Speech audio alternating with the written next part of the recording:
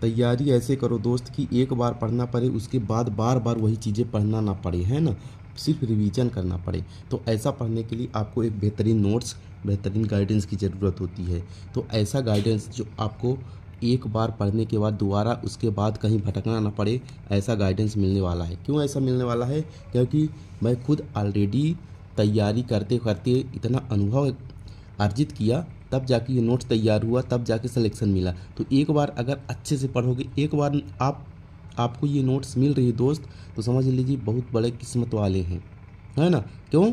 क्योंकि मैंने खुद 6-7 साल मेहनत करने के बाद, इतना अनुभव लेने के बाद जो है पता चला कि क्या एग्जाम्पल पूछा जाता है, क्या क्वेश्चन पूछा जाता है, कैसे पूछा जाता है, तब जाके तैयारी होती है। तो ठीक है, अगर आप आ गए हैं तो समझ लीजिए कि आपको बहुत अच्छा मौका मिला है आपको पढ़ने के लिए, एक बार पढ़ने के लिए। वरना शिक्षकों से भटकते रह जाओगे, या पढ़ोगे, वो पढ़ोगे, ये पढ़ोगे। हमने भी एक शिक्षक से नहीं, कई शिक्षकों से पढ़ करके तैयार किया है, ठीक।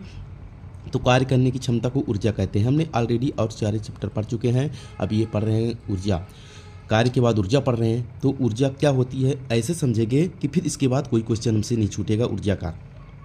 तो कार्य करने की क्षमता को ऊर्जा कहते हैं, बचपन से रटते आ रहे हैं। लेकिन कौन सी कार्य करने की क्षमता को ऊर्जा कैसे कहते हैं? देखो, कार्य करने मतलब कोई भी वस्तु है वो खुद कैसे कार्य कर रही है, उसके अंदर कुछ ऊर्जा होती है, तभी वो कार्य कर पा रही है ना। तो कार्य करने की क्षमता को ऊर्जा कहते हैं। फिर देखते हैं एग्जाम्पल कैसे कैसे पूछेंगे, है ना। फिर तो सबसे पहले क्या जानना है कि ऊर्जा का मात्रा क्या होता है। एसआई मात्रक, ऊर्जा को किस मात्रक से नापेंगे? तो जूल से। कोई ऊर्जा कितनी है तो उसको जूल से मापेंगे। और सीएस मात्रक क्या होता है? अर्घ होता है, ठीक। दो चीज़ें इनको ध्यान रखना है। ऊर्जा कैसी राशि है? अदिश राशि है, इसको भी ध्यान रखना। व्यावसायिक मात्रक क्या होता है? व्यावसायिक मात्रक क्या होता है? इसकी इकाई क्या होती है? किलोवाट घंटा, है ना। तो 3 4 चीज़ें हमने पढ़ा और ये चीज़ें इंपॉर्टेंट पढ़ा। अब ऊर्जा कई रूप में पाई जाती है, द्रव्यमान ऊर्जा, ध्वनि ऊर्जा, प्रकाश ऊर्जा, विद्युत ऊर्जा। लेकिन इस चैप्टर में हमको किस ऊर्जा की पढ़ना है? यांत्रिक ऊर्जा। यांत्रिक ऊर्जा के बारे में इस चैप्टर में हमको पढ़ना होता है। तो यांत्रिक ऊर्जा क्या होती है? यांत्रिक ऊर्जा मुख्यतः कितने प्रकार की होती है? 2 प्रकार की, गतिज ऊर्जा और स्थितिज ऊर्जा। तो यांत्रिक ऊर्जा 2 टाइप की होती है। तो बार बार क्वेश्चन पूछता है कि यांत्रिक ऊर्जा जो होती है किसके योग से मिलकर बनी होती है? तो यांत्रिक ऊर्जा, गतिज ऊर्जा और स्थितिज ऊर्जा मिला करके यांत्रिक ऊर्जा बनती है। गतिज ऊर्जा को काइनेटिक एनर्जी और स्थितिज ऊर्जा को पोटेंशियल एनर्जी कहते हैं, है ना। ये सारी चीज़ें याद रखना। ये देखो स्टार मैंने लगाया, कई बार क्वेश्चन, 10-20 बार क्वेश्चन पूछा गया है कि उल्टा सीधा घुमा फिर के। तो गतिज ऊर्जा प्लस स्थितिज ऊर्जा बराबर होता है यांत्रिक ऊर्जा, है ना। बहुत आराम से और अच्छे से पढ़ रहे हैं। अर्थात गतिज ऊर्जा प्लस स्थितिज ऊर्जा का योग यांत्रिक ऊर्जा कहलाता है। गतिज ऊर्जा होती क्या है? गति करने वाली वस्तुओं में कौन सी गतिज ऊर्जा होती है? हमसे एग्जाम्पल पूछेगा कि एग्जाम्पल देके पूछेगा इसमें कौन सी ऊर्जा है, तो आप ध्यान रखना गति करने वाली ऊर्जा होती है। जो गति करने वाली वस्तुएं होती है उनमें गतिज ऊर्जा होती है। और किसी वस्तु की स्थिति के कारण जो ऊर्जा, कार्य करने की ऊर्जा उत्पन्न होती है, क्षमता उत्पन्न होती है, उसे स्थितिज ऊर्जा कहते हैं। तो आप परिभाषा समझ गए होंगे।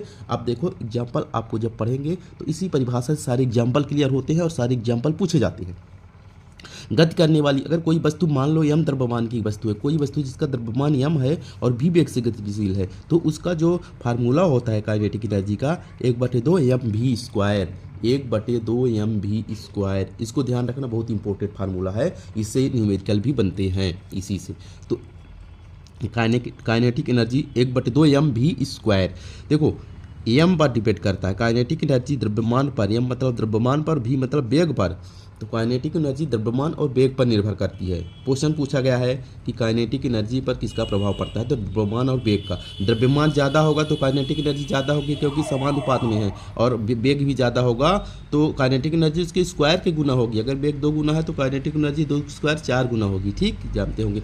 पी स्क्वायर अपन 2m इसके बराबर होता है काइनेटिक एनर्जी के, क्योंकि अगर संवेग होता है P बराबर एम भी, P बराबर एम भी होता है, तो एम की जगह P/v रख देंगे तो ये फार्मूला आ जाता है, ठीक।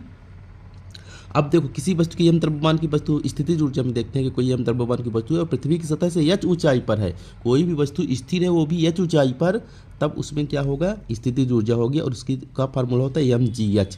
यम मतलब द्रव्यमान, जी मानी गुरुत्वीय त्वरण और h मतलब ऊंचाई। मतलब ऊंचाई होगी तभी स्थितिज ऊर्जा होगी। तो ऊंचाइयों पर भी डिपेंड करती है स्थितिज ऊर्जा। और ये द्रव्यमान वेग पर और ये द्रव्यमान और गुरुत्वीय त्वरण और ऊंचाई पर निर्भर करती है स्थितिज ऊर्जा। ठीक है, स्थिति के कारण उत्पन्न होती है ऊर्जा स्थितिज ऊर्जा। अब एग्जाम्पल देखते हैं, इनका एग्जाम्पल जो पूछा जाता है हमसे एग्जाम में। देखो ये सारे क्वेश्चन, जमीन पर दौड़ता हुआ, दौड़ रहा है ना, गति कर रहा है, गति करने में गतिज ऊर्जा। चलती हुई बस या ट्रेन में कौन सी ऊर्जा? गतिज ऊर्जा। रनवे पर चलता हुआ एरोप्लेन, गतिज ऊर्जा। और बंदूक से निकली गोली, एकदम रट लेना ये सारी एग्जाम्पल। और देखो क्यों सभी में गति हो रही है, इस लेन में गतिज ऊर्जा। अब देखो जितने भी होंगे स्थितिज ऊर्जा में सभी स्थित होंगे। तना हुआ धनुष या स्प्रिंग, अगर आपने एक धनुष को तान के रख लिया, उत्ते पर रखे तो उसमें एक एनर्जी स्टोर हो गई ना, स्थितिज ऊर्जा। अब जब छोड़ देंगे तो जब वो चलने लगेगी तो गतिज ऊर्जा उसमें हो जाएगी। ठीक। छत से लटका हुआ पंखा, छत में क्या हुआ? पंखा लटका है, ऊंचाई है ना, ऊंचाई है और लटका शांत है, तो ऊंचाई है इसलिए क्या हुआ? स्थित ऊर्जा। हाथ में पकड़ा हुआ पत्थर, बांध में भंडारित पानी, चाबी वाली घड़ी, उठाए गए हथौड़े के पास, तना हुआ रबर बैंड, संपीड़ित स्प्रिंग। ये सारे एग्जाम्पल एकदम रटने में बार बार क्वेश्चन पूछा जाता है, यही सारे क्वेश्चन। और कोई भी क्वेश्चन नया भी आएगा तो वो स्थिति के कारण आप समझ लेना, उसके अंदर अगर ऊंचाई है और स्थिति है तो उसके अंदर स्थितिज ऊर्जा होगी। ठीक है। किसी भी निश्चित ऊंचाई पर उठे पानी, ये भी देखो, किसी निश्चित ऊंचाई पर उठा पानी क्या होगा? स्थितिज ऊर्जा। किसी वस्तु की स्थिति में परिवर्तन के कारण भी उत्पन्न होती है जो ऊर्जा, ये भी डायरेक्ट पूछा जाएगा। किसी वस्तु की स्थिति में उत्पन्न, जैसे आपने कोई रबड़ को बैंड को खींच लिया तो इसकी स्थिति में परिवर्तन हो गया ना, और इसकी परिवर्तन में क्या उत्पन्न हुई ऊर्जा? स्थितिज ऊर्जा। और ऊंचाई के साथ क्या होती है? बढ़ती है, और ये गति के साथ बढ़ती है गतिज ऊर्जा। इतने सारे क्वेश्चन आप देखना कि आप प्रीवियस ईयर क्वेश्चन कोई भी उठा लेना, इसके बाद आपको एग्जाम्पल कोई मिल जाए तो कहना, इसके बाद आपसे न्यूमेरिकल पूछेगा तो इन दोनों क्वेश्चन से न्यूमेरिकल पूछा जाएगा। ठीक है, न्यूमेरिकल हम बता रहे हैं अलग से करवा देंगे, इतने अच्छे से एक जगह कंपाइल हो जाएगा। ठीक है, बाकी आप थ्योरी के लिए पढ़ें। आगे देखते हैं। आगे ये है कि किसी वस्तु को देखो, अब ये क्वेश्चन हमने इसलिए ऐड किया कि हमारा कॉन्सेप्ट इससे क्लियर हो जाता है कि किसी वस्तु को मुक्त रूप से गिर रही है, कोई वस्तु को मुक्त रूप से आप नीचे गिरा रहे हो, उस दौरान क्या होगा? उसकी गतिज ऊर्जा में वृद्धि होगी। क्यों?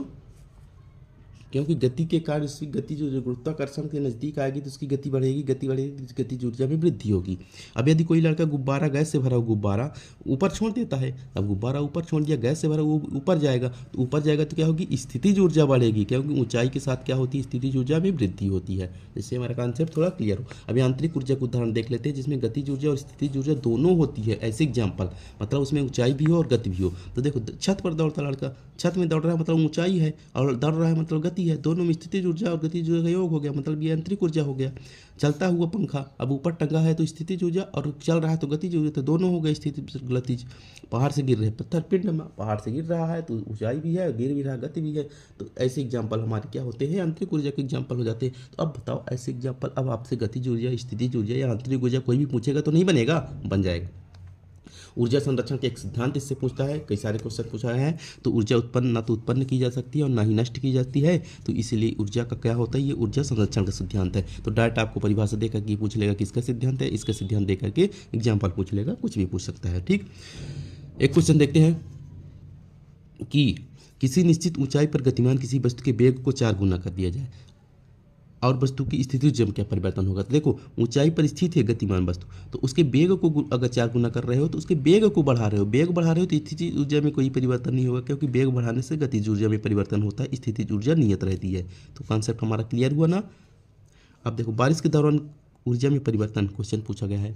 बारिश के दौरान क्या ऊर्जा में परिवर्तन होता है? तो बारिश के दौरान किससे होता है? स्थितिज ऊर्जा का गतिज ऊर्जा में परिवर्तन होता है। ठीक, ऐसे क्वेश्चन पूछता है कि किसी वस्तु का द्रव्यमान 2 गुना करने पर गतिज ऊर्जा क्या होगी? तो फार्मूला से देखना, द्रव्यमान 2 गुना करोगे तो द्रव्यमान 2 गुना करोगे तो एम 1/2 एम वी स्क्वायर, तो एम तो सेम है ना, तो एम 2 गुना करोगे तो 2 गुना उसकी गतिज ऊर्जा बढ़ेगी, और वेग 2 गुना करोगे तो वेग वी स्क्वायर बढ़ेगा, 2 गुना 4 गुना बढ़ जाता है। ठीक, और कणों की गतिज ऊर्जा किस माध्यम में कणों की गतिज ऊर्जा सर्वाधिक होती है? तो गैसों में कणों की गतिज ऊर्जा सर्वाधिक होती है। इस तरह हमने ऊर्जा समाप्त किया। ऊर्जा